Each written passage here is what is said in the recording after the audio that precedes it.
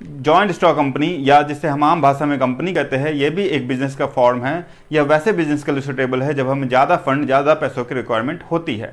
अगर आपको ज़्यादा पैसे लगा कर वास्ट लेवल पे बिजनेस करना है तो उसके लिए कंपनी एक बहुत अच्छा ऑप्शन है। जॉइंट स्टॉक कंपनी में आप पब्लिक से यानी आम जनता से भी पैसे अट्रैक्ट कर सकते हैं और अपने बिजनेस को चला सकते हैं।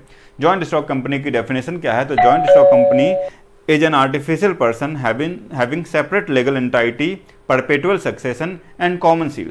यानी कि जॉइंट स्टॉक कंपनी की एक सेपरेट लीगल एंटाइटी होती है, यानी कि एक अलग से पहचान होती है। परपेटुअल सक्सेशन होता है, यानी कि जॉइंट स्टॉक कंपनी कभी बंद नहीं होती है, कभी ख़त्म नहीं होती है। और एक कॉमन सील होता है, यानी कि सारा डिसीजन, सारे कॉन्ट्रैक्ट कंपनी के ही नाम से होता है। अब आते हैं जॉइंट स्टॉक कंपनी के फीचर्स के बारे में। तो जॉइंट स्टॉक कंपनी के क्या क्या फीचर्स है? नंबर 1 है सेपरेट लीगल एंटाइटी, यानी कि जॉइंट स्टॉक कंपनी या कंपनी की सेपरेट लीगल एंटाइटी होती है, एक अलग से कानूनी पहचान होती है। कंपनी सारा डिसीजन अपने नाम से करती है, जो भी कॉन्ट्रैक्ट करने हैं, जो भी एसेट्स है, लाइबिलिटीज़ है, प्रॉफिट है, लॉस है, वो सब कंपनी के नाम से होता है। कंपनी को मालिक से कोई लेना देना नहीं होता है, कहीं भी मालिक का नाम नहीं आता है, हर जगह कंपनी का ही नाम आता है। जैसा आप देखते होंगे या सुनते होंगे कि जियो ने नया ऑफर लॉन्च किया है, मारुति ने नया मॉडल निकाला है, तो यहाँ पे जियो आया, मारुति आया, कंपनी का नाम आया, ना कि कंपनी के मालिक का कहीं भी नाम आया है। उसके बाद आर्टिफिशियल पर्सन। आर्टिफिशियल पर्सन का मतलब कंपनी एक तरह से कानून के नज़र में एक पर्सन है, आर्टिफिशियल पर्सन है, वो लिविंग नहीं है, लेकिन सारा डिसीजन कंपनी के नाम से ही होगा, सारे सिग्नेचर, सारे कॉन्ट्रैक्ट कंपनी के नाम से ही होंगे। उसके बाद है रजिस्ट्रेशन। कंपनी का रजिस्ट्रेशन कंपलसरी है, बिना रजिस्ट्रेशन के कोई भी कंपनी वैलिड नहीं होती है। इंडिया में इंडियन कंपनी एक्ट के तहत हमें रजिस्ट्रेशन कराना होता है। उसके बाद है परपेटुअल सक्सेशन। परपेटुअल सक्सेशन का मतलब कंपनी चलती ही जाएगी, कभी ख़त्म नहीं होगी, कभी बंद नहीं होगी।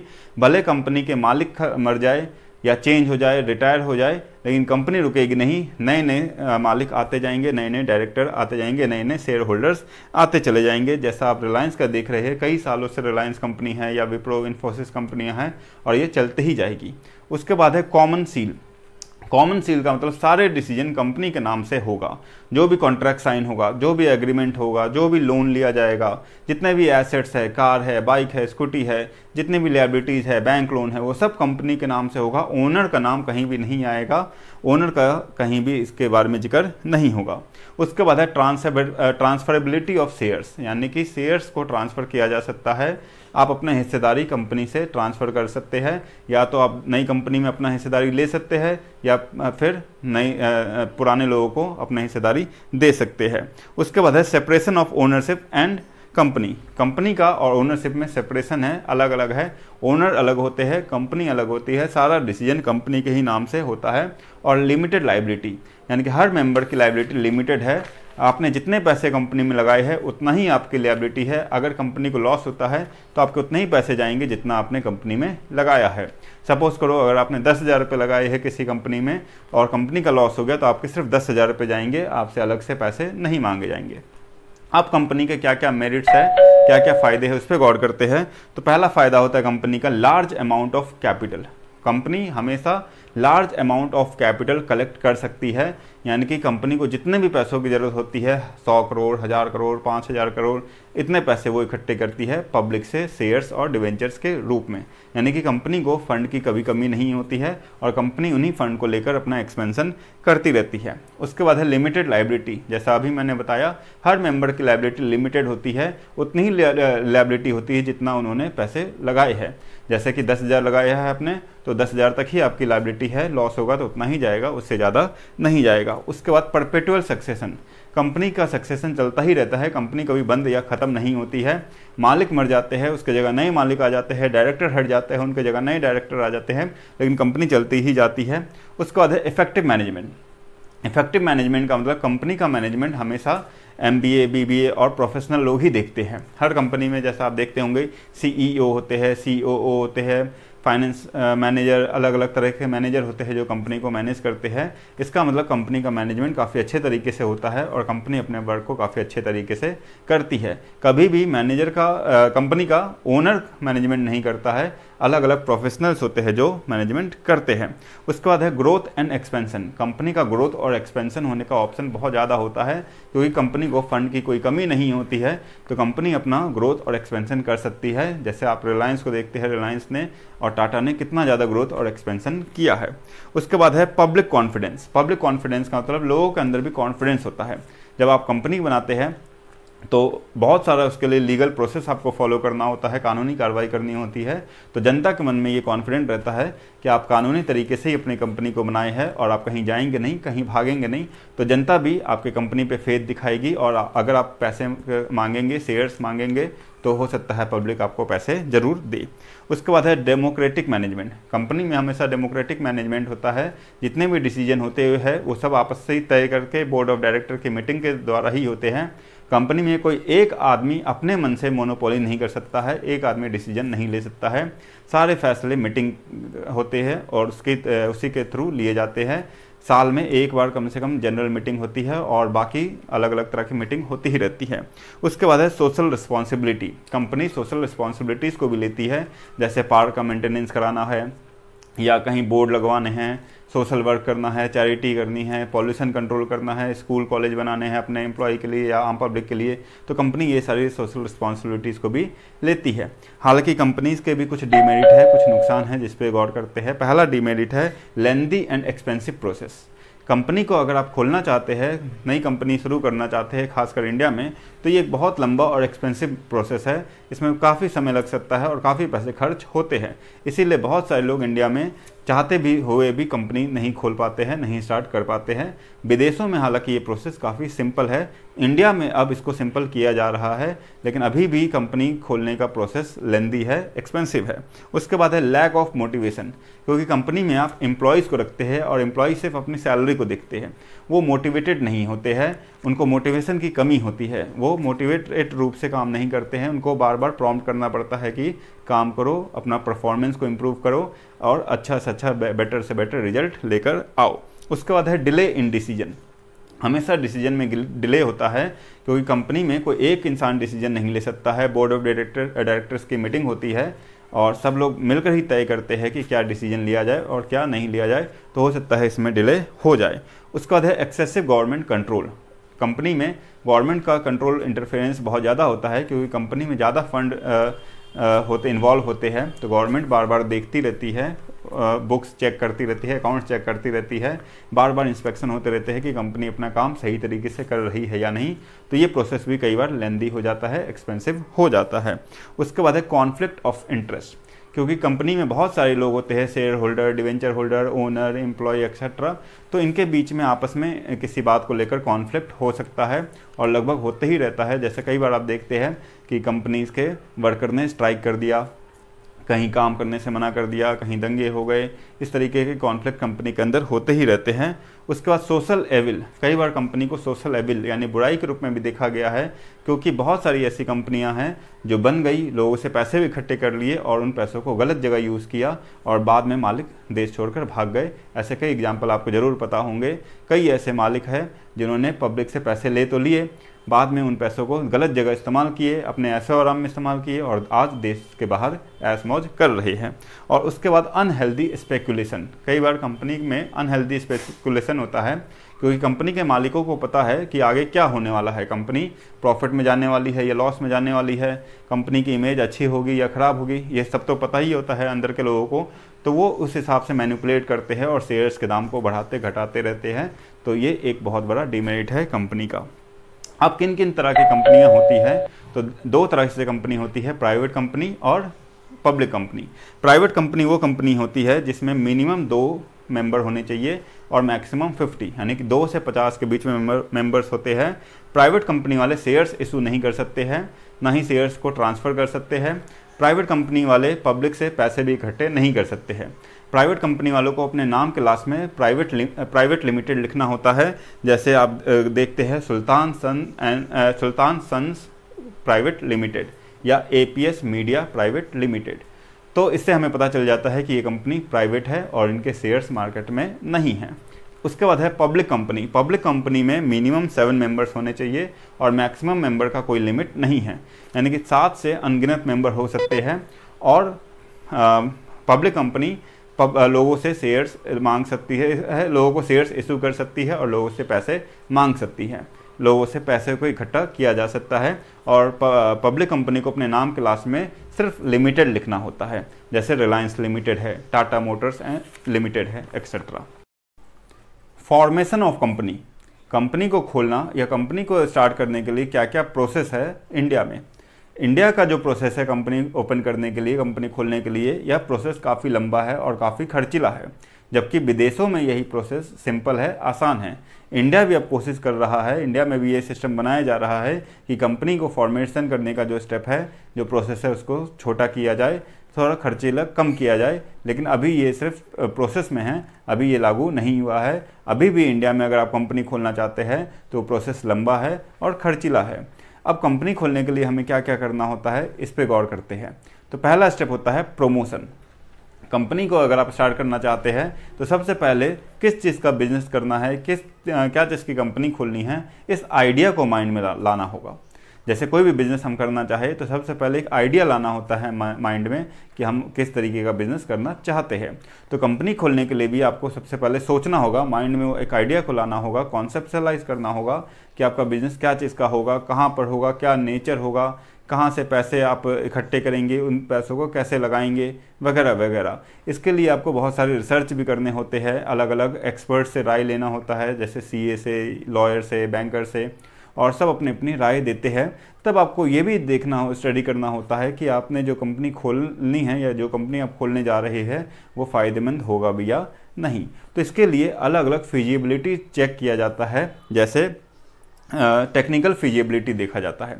टेक्निकल फिजिबिलिटी का मतलब आपको ये चेक करना होगा कि आप अपना कंपनी खोलेंगे तो कंपनी का रॉ मटेरियल कहाँ से लाएंगे, जो सामान तैयार होगा वो किस प्रोसेस से तैयार होगा, कैसी पैकिंग होगी, क्या लेवलिंग होगी, क्या ब्रांडिंग होगी, अगर सामान आपको बेचना है आगे ले जाकर तो किस तरीके से बेचेंगे, किस तरीके का चैनल फॉलो करेंगे।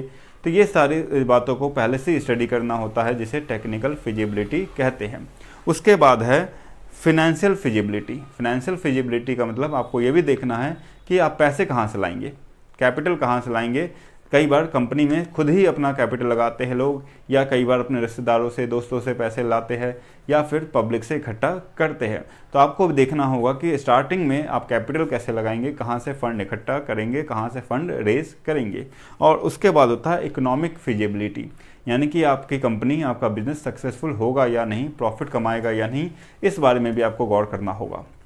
पहले ही आपको ये स्टडी कर लेना होगा कि आप जो बिज़नेस करने जा रहे हैं ये लॉन्ग टर्म में फ़ायदेमंद है या नहीं है। कई ऐसे बिज़नेस होते हैं जो शुरू में तो ल्यूक्रेटिव दिखाई देते हैं, हमें प्रॉफिटेबल दिखाई देते हैं, लेकिन जब हम उस पर वर्कआउट करते हैं तो पता चलता है कि इसमें तो कोई प्रॉफिट है ही नहीं। या फिर इसका उल्टा भी होता है, कुछ बिज़नेस में शुरू में आपको कोई भी प्रॉफिट नज़र नहीं आता है, बस आप काम करते जाओ, बाद में प्रॉफिट आने स्टार्ट होते हैं। तो इस चीज़ के बारे में भी आपको पहले ही स्टडी करना होगा, जिसको इकोनॉमिक फिजिबिलिटी कहते हैं, और ये काम प्रमोशन के अंडर ही आता है। और वैसे लोग जो ये सारी स्टडी करते हैं, आइडिया को कॉन्सेप्टलाइज करते हैं, आइडियाज़ को सोचते हैं, रिसर्च करते हैं, अलग अलग लोगों से राय लेते हैं, वैसे लोगों को प्रोमोटर कहा जाता है। अब नेक्स्ट स्टेप होता है नेम अप्रूवल कराने का। जो भी कंपनी आप खोलना चाहते हैं उसका नाम आपको अप्रूवल कराना होता है रजिस्ट्रार ऑफ कंपनी से। नाम के लिए भी क्लॉज है कि नाम मिलता जुलता नहीं होना चाहिए बाकी पुरानी कंपनियों से, यानी कि जैसे कि अगर कोई कंपनी पहले से ही है तो आप वैसा नाम या उससे मिलता जुलता नाम नहीं रख सकते हैं। जैसे एयरटेल, अब एयरटेल से मिलता जुलता आप नाम नहीं रख सकते हैं, आपका नाम डिफरेंट होना चाहिए, यूनिक होना चाहिए। और ऐसा देखा जाता है, ऐसा होना चाहिए कि आपका नाम छोटा हो, रिमेंबर करना, याद करना आसान हो, लोगों के जबान में आसानी से आ जाए। कुछ कंपनी के नाम काफ़ी लंबे भी होते हैं जो जल्दी याद नहीं होते हैं, जैसे फॉक्सवैगन जो बाहर की कार की कंपनी है, उसका नाम काफ़ी लंबा है। तो छोटे नाम हो तो वो ज़्यादा प्रेफरेबल होता है, डिजायरेबल होता है। जैसे ओला है, उबर है, ये देखो छोटे छोटे नाम हैं जो जबान पे आसानी से याद हो जाते हैं। तो नेम क्लॉज के अंदर आपको ऐसे नाम चुनने हैं जो छोटे हो और आसानी से याद रखने लायक हो, लेकिन मिलते जुलते नहीं हो। और एक और इम्पॉर्टेंट बात कि मिसलीडिंग नहीं हो, यानी कि अपने कंपनी का नाम वैसा रखना है जो मिसलीड नहीं करे। नाम कुछ हो और कंपनी का जो बिज़नेस है वो कुछ और हो, ऐसा नहीं होना चाहिए।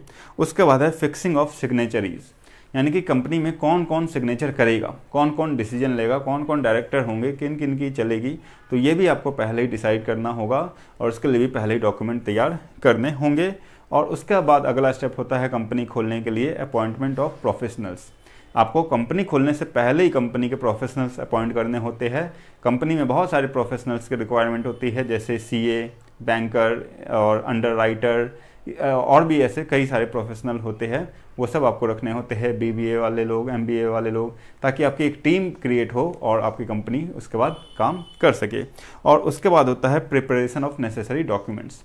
कंपनी को स्टार्ट करने से पहले बहुत सारे डॉक्यूमेंट है जिसके बारे में आगे मैं बताऊंगा, वो आपको प्रिपेयर करना होता है और उसका अप्रूवल कराना होता है, रजिस्ट्रेशन कराना होता है।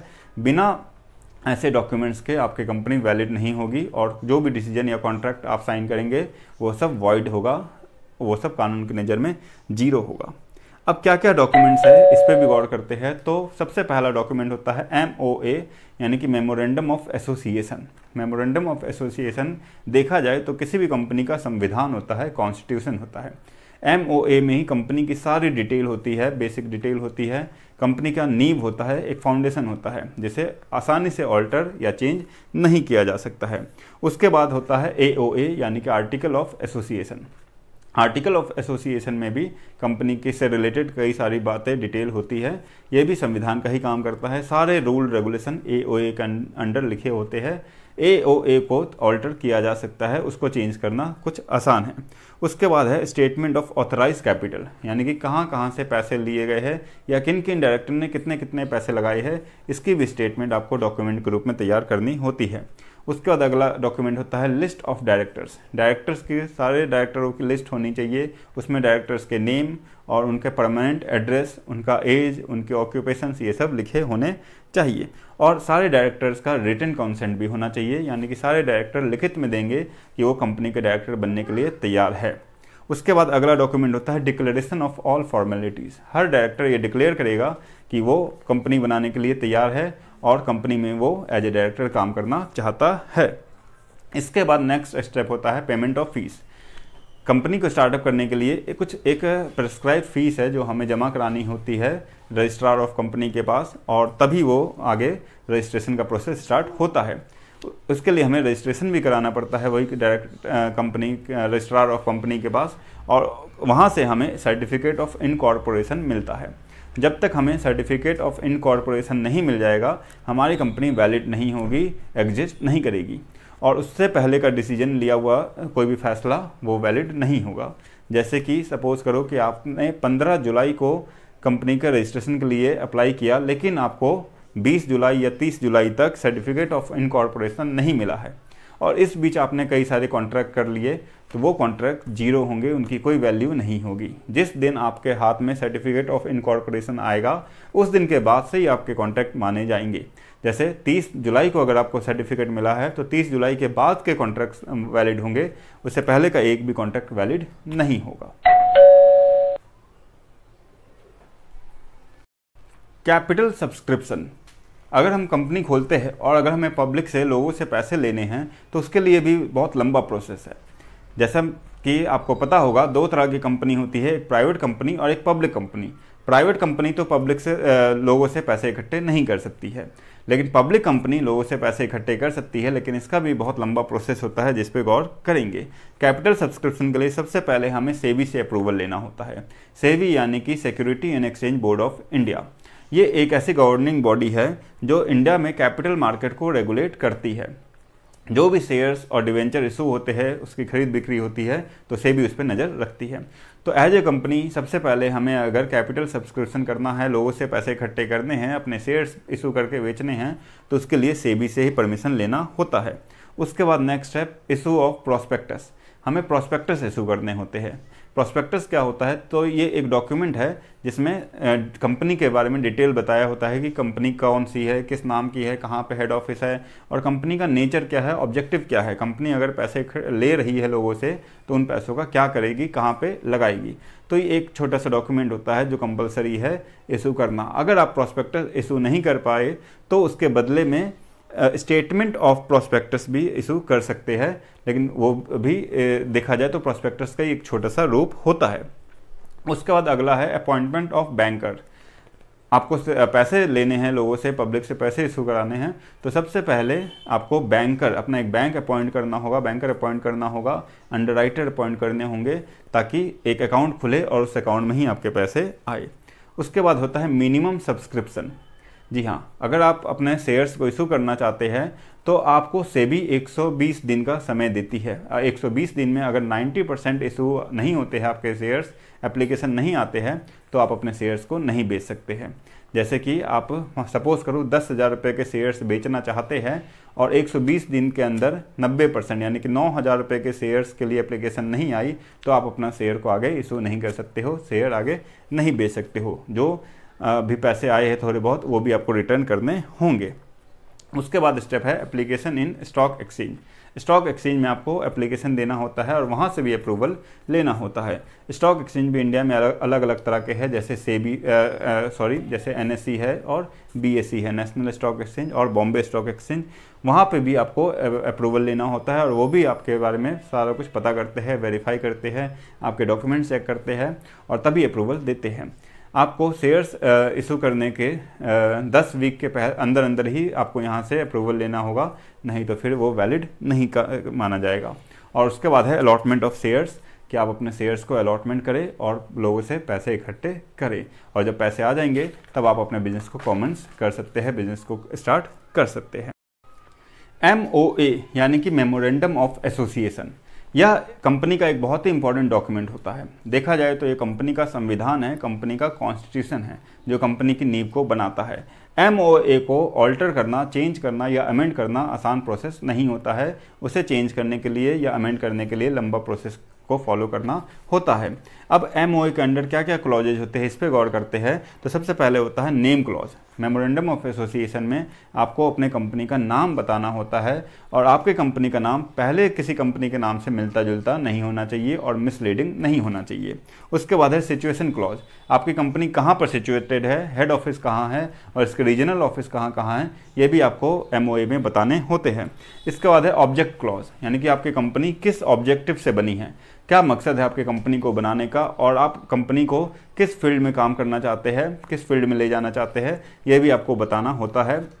फॉर एग्जांपल कि आपकी कंपनी कंस्ट्रक्शन एक्टिविटी में काम कर रही है या मैन्युफैक्चरिंग में या फिर असेंबली लाइन में काम कर रही है, तो ये बातें आपको बतानी होती है और इसको ऑल्टर बाद में नहीं किया जा सकता है।